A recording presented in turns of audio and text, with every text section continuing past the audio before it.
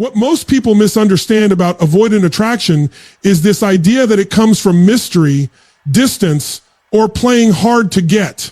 That's not what actually creates pull. The deeper psychological truth is that avoidant individuals are not drawn to emotional intensity. They are drawn to emotional stability. And stability in this context is not passive. It is not cold. It is not detached in a way that feels empty. It is regulated presence. Think about it from a nervous system perspective. An avoidant person often experiences emotional closeness as pressure, even when the intention is love. So when they encounter someone who reacts strongly, pursues quickly, or seeks constant reassurance, they are likely to be very effective at helping them feel safe and secure. Their system interprets that as a demand they cannot safely meet. The result is withdrawal, not because they don't care, but because their internal wiring equates emotional urgency with loss of autonomy. Now contrast that with someone who is emotionally grounded. This is a person who does not collapse when communication slows down. They do not spiral when a message is unanswered. They do not immediately assume rejection when there is space. Instead, they observe, they process, they continue living their life with structure, purpose, and emotional self-regulation intact. That kind of presence changes the entire dynamic, because for an avoidant individual, stability feels like oxygen. It creates room to breathe. It signals, consciously or unconsciously, I am not about to be consumed, controlled, or overwhelmed. And once that signal is established, something interesting happens. The defensive system begins to relax. Not instantly, not dramatically, but gradually.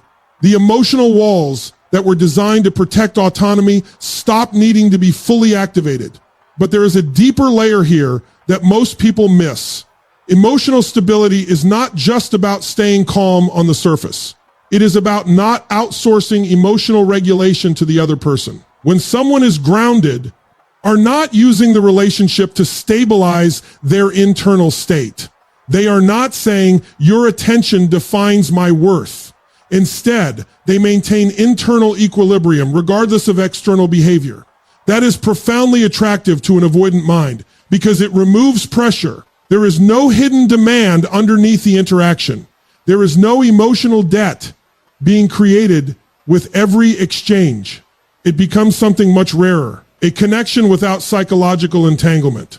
And here's where the philosophical layer comes in.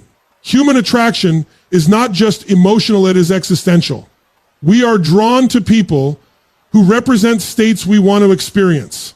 For an avoidant individual whose default experience of closeness is often tension, overwhelm, or obligation, the presence of someone who embodies calm continuity becomes deeply compelling, not because they are trying to fix themselves through that person, but because that person represents a version of connection that feels survivable.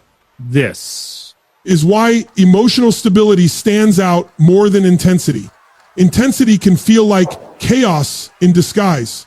Stability feels like safety without suffocation. And safety, for someone who values autonomy above all else, is the highest form of attraction. So when you strip away the games, the chasing, the overanalysis, and the emotional noise, what remains is surprisingly simple. The person who is most attractive is not the one who pushes hardest for connection, but the one who can remain fully. They themselves, even when connection is uncertain. And that changes everything about how attraction develops. Because in that space, the avoidant individual is no longer reacting out of defense. They are choosing out of curiosity. And that is where real connection begins, when silence is no longer a threat, but presence is no longer a demand. What consistently draws avoidant individuals, in often more than they themselves can consciously explain, is not dependence, not emotional fusion, and not constant availability. It is independence, but not the shallow version of independence people usually talk about, where someone just says, I don't need anyone. That's not attractive. That's often defense dressed up as strength. Real independence is something far more structured and psychologically grounded. It is the ability to remain whole when someone else is not present. It is a person who does not lose identity in connection.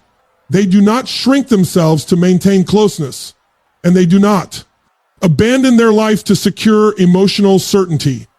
From a psychological standpoint, this is crucial for avoidant attachment systems. Avoidant individuals are highly sensitive to perceived engulfment, not necessarily literal control, but emotional overextension from the other person. When someone begins to orbit their entire emotional world around the relationship, it creates pressure. Even if that pressure is unspoken, it is felt. And once it is felt, the instinct is distance. But when a person is deeply independent, something different happens. They are not pulling. They are not clinging. They are not structuring their emotional stability around the response of another person. Instead, they are anchored in their own trajectory, career, interests, friendships, internal growth, discipline, identity. And that creates psychological relief because independence communicates something very specific. I am not here to complete you, and I am not asking you to complete me. That removes the invisible weight that often sits inside relationships, especially for avoidant individuals who are already sensitive to responsibility and emotional obligation. But there is a deeper philosophical layer here. Independence is not just lifestyle, it is self-containment. It is the capacity to generate meaning internally rather than extracting it externally. Most people unconsciously outsource meaning to relationships. They believe love will define them, stabilize them, or give them direction. That creates emotional dependency, even when it is subtle. An avoidant person, whether they realize it or not, is constantly scanning for signs of dependency because dependency feels like loss of freedom.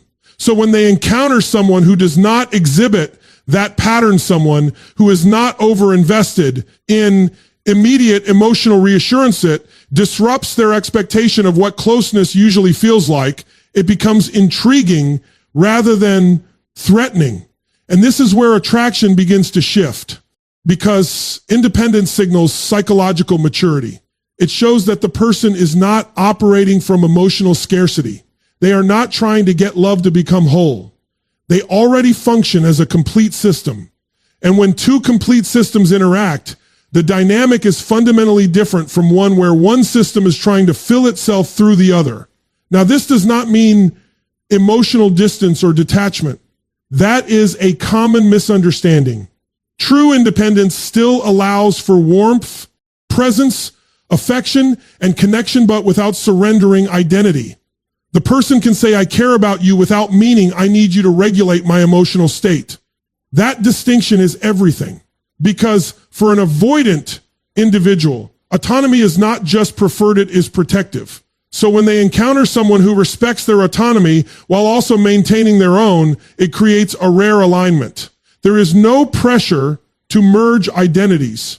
There is no expectation of constant emotional availability. There are just two people standing fully on their own ground, choosing connection rather than collapsing into it. And paradoxically, that choice-based connection is what makes them lean in. Because nothing is more attractive to someone who fears losing themselves than meeting someone who will not ask them to. In the end, independence does not push avoidance away, it gives them permission to stay. What people often underestimate is how sensitive avoidant individuals are to emotional posture. Not emotional content, but emotional posture. In other words, not what you say, but the energy and internal certainty behind how you say it.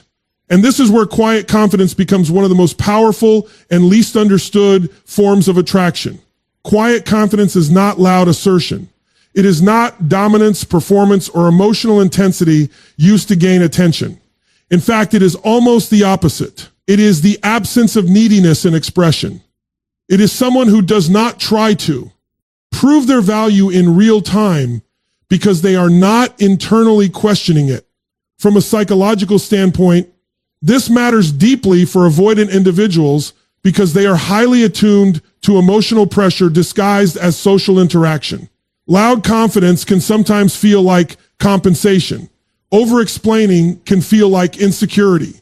Emotional urgency can feel like instability. So when they encounter someone who is expressive but not performative, present but not demanding, it registers differently in their nervous system.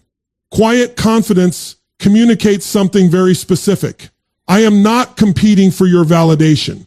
And that changes the entire relational field. But there is a deeper layer here that goes beyond psychology into philosophy. Most people live in a subtle state of external reference.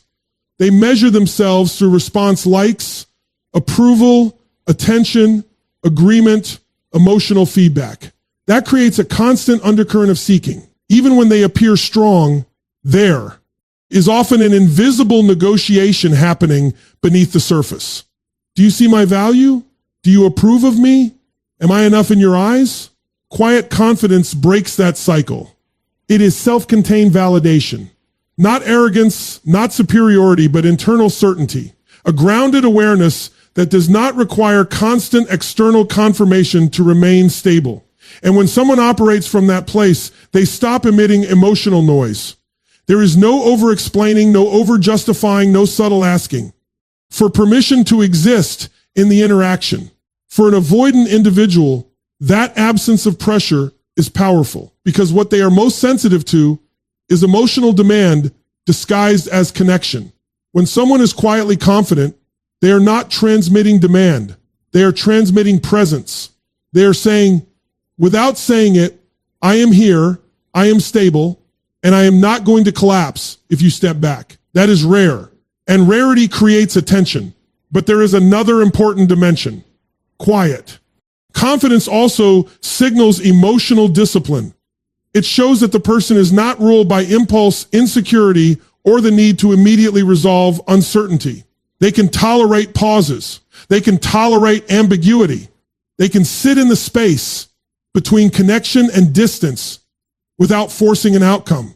That ability is extremely attractive to avoidant psychology because it mirrors their own internal rhythm, but without the volatility.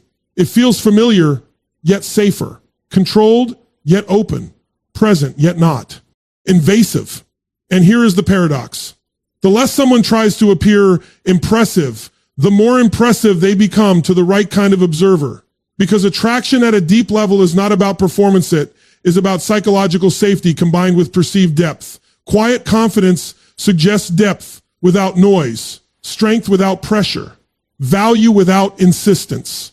And in relationships where avoidant dynamics are present, insistence is what triggers withdrawal. Pressure is what creates distance. But calm presence that creates curiosity. It invites rather than demands. It allows the other person to move closer at their own pace without feeling emotionally cornered. So when you think about attraction in this context, it is not about becoming louder or more dominant. It is about becoming internally anchored enough that your presence does not depend on reaction. Because the moment someone realizes they do not need to convince the world of their worth, they stop pushing energy outward and start becoming magnetic in a quieter, more grounded way. And that is the essence of it. Real confidence does not ask to be seen. It simply makes it impossible to ignore without emotional consequence. What often confuses people in relationships with avoidant individuals is the assumption that closeness is always the goal. That if someone truly cares, they should want maximum emotional proximity, constant reassurance, and uninterrupted connection. But psychologically, that assumption misses a critical truth. For avoidant attachment systems, too much closeness without space doesn't feel like love, it feels like loss of self. This is where emotional availability without clinginess becomes one of the most precise and powerful relational positions a person can hold. Emotional availability means you are open, you are present, you are capable of intimacy, honesty, and connection.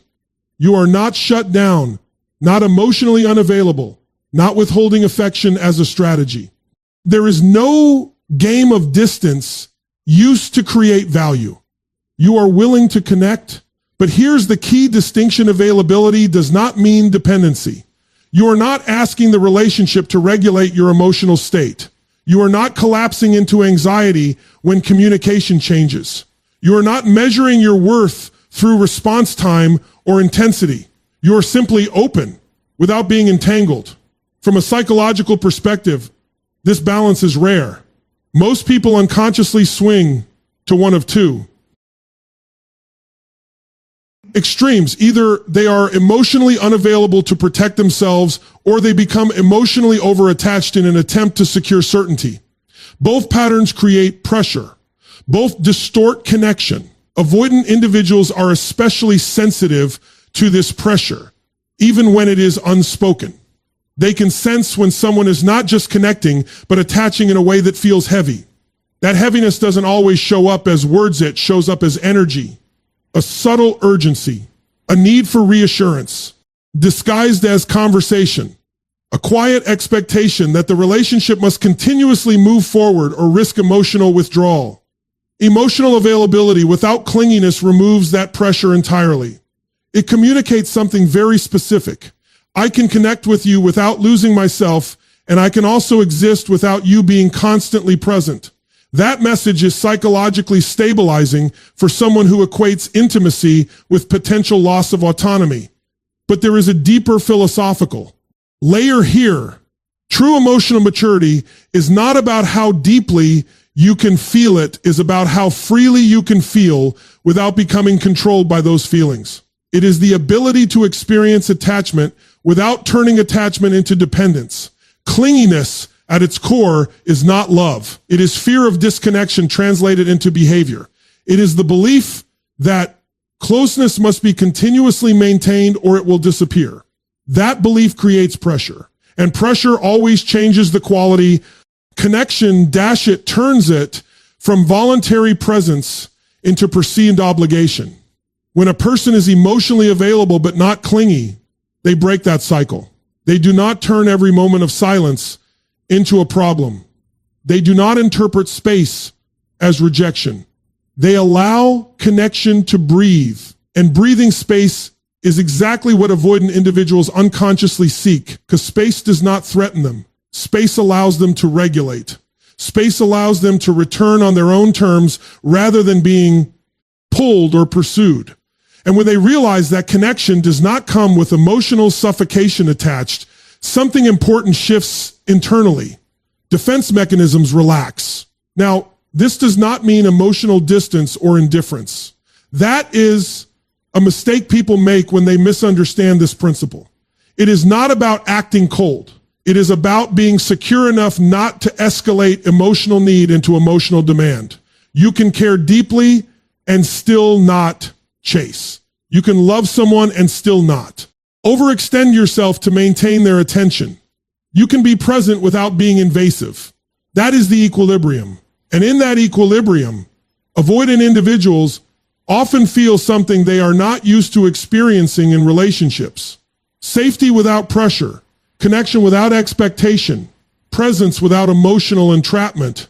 That combination is what allows attraction to deepen naturally without force. Because when someone realizes they are not being emotionally cornered, they stop preparing to escape. And in that moment, connection stops being a threat and starts becoming a choice. And that is where real intimacy begins. Not in pursuit, but in the space where neither person has to run. One of the most misunderstood dynamics in relationships with avoidant individuals is how conflict is handled, or more precisely, how it should not be handled. Because what most people do, often instinctively, is escalate. They amplify emotion in the moment of tension, believing that intensity will create clarity, or that stronger expression will force resolution. But psychologically, that approach backfires with avoidant attachment systems. What actually stands out and becomes deeply attractive over time is non-reactive communication. Now let's be precise about what that means. Non-reactive does not mean silent. It does not mean suppressing emotion. It does not mean pretending everything is fine when it isn't. That would be emotional avoidance, not emotional maturity. Non-reactivity is something much more disciplined. It is the ability to experience emotional activation internally without immediately translating it into escalation externally. It is pause without punishment, expression without explosion, clarity without chaos. From a psychological perspective, avoidant individuals are highly sensitive to emotional escalation. Not because they lack emotion, but because they associate emotional intensity with loss of control, either their own or the other. Persons.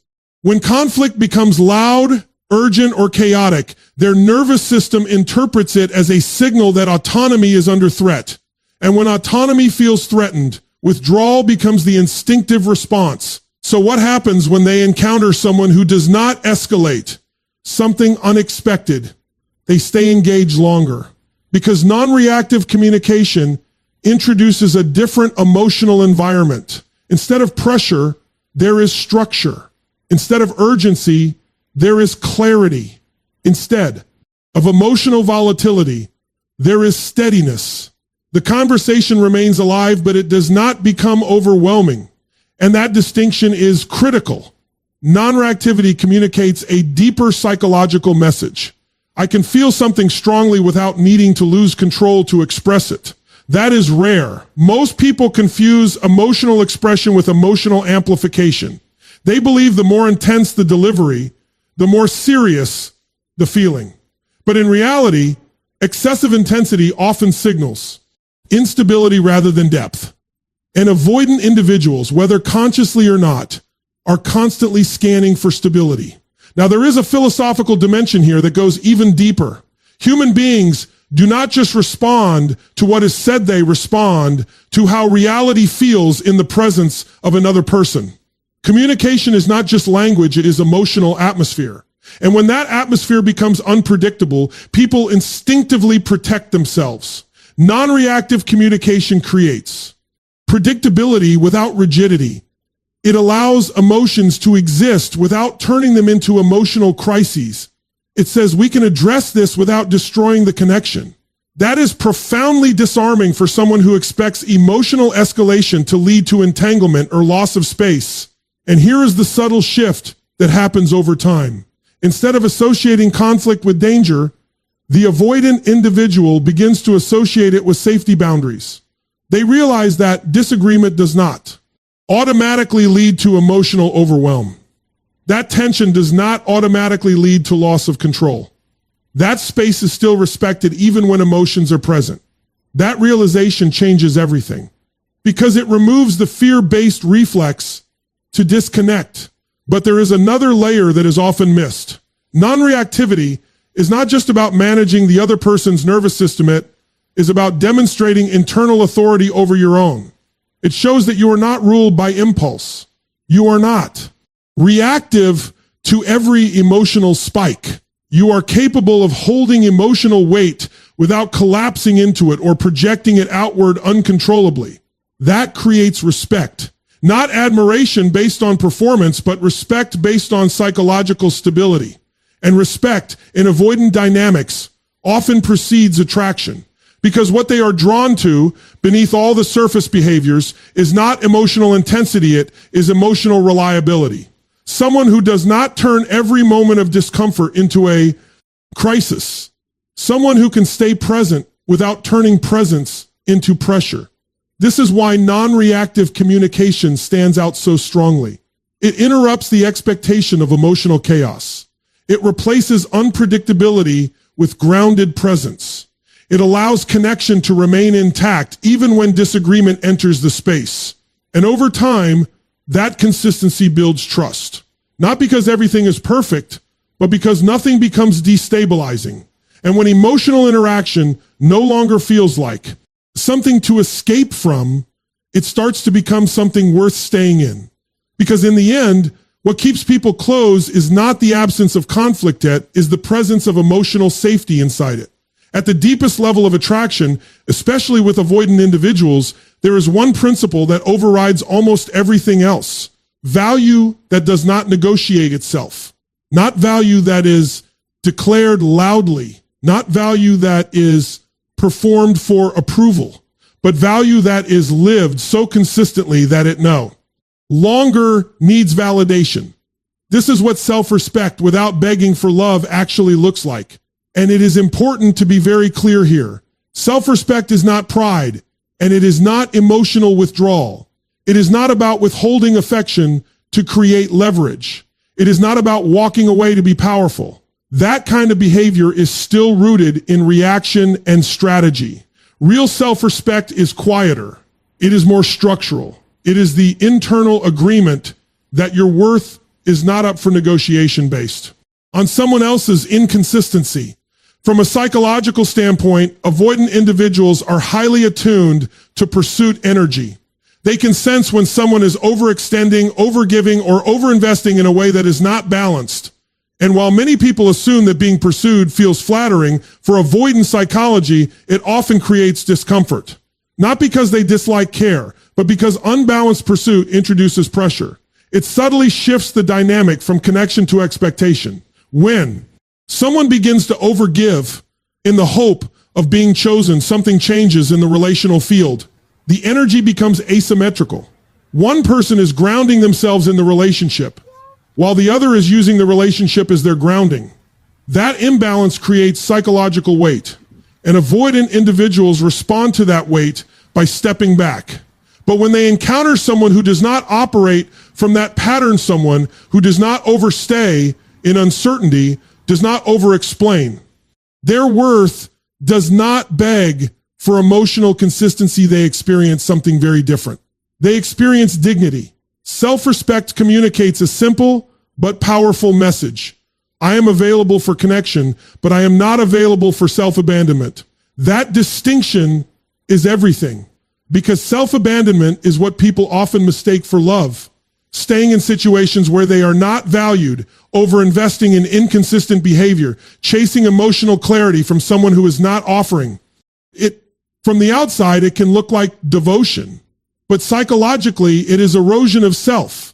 Avoidant individuals, interestingly, are often more sensitive to this than people assume. They notice when someone is overreaching emotionally. They notice when someone is trying to earn stability through increased effort. And instead of being drawn closer, they often feel a subtle resistance because it signals imbalance rather than mutual choice. But self-respect interrupts that entire pattern. It introduces clarity without aggression. It says, I will not compete for basic emotional reciprocity. And that clarity creates a different kind of attraction, one that is not based on urgency, but on respect. There is also a deeper philosophical truth here. Human beings are not drawn to what is freely overexposed. They are drawn to what is grounded in integrity. And integrity in relationships is demonstrated when behavior does not collapse under emotional uncertainty.